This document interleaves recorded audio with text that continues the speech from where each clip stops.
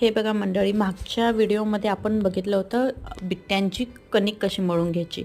आता ह्या व्हिडिओमध्ये बघा आपण एक पोळी कशी लाटतो तशी एक लांब मोठी अशी एक पोळी लाटून घ्यायची.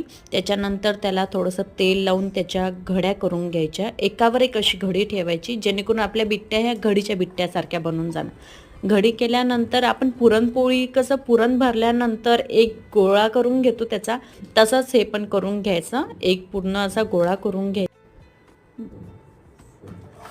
गोळा करून घेतल्यानंतर त्याला एकजीव मस्त करून त्याचे ना अशी एक बिट्टी तयार करून घ्यायची.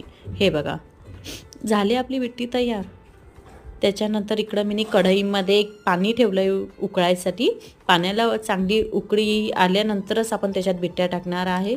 त्याच्यासाठी बिट्ट्या चिपकावू नाही खाली, म्हणून आपण त्याच्यात थोडंसं तेल आणि थोडंसं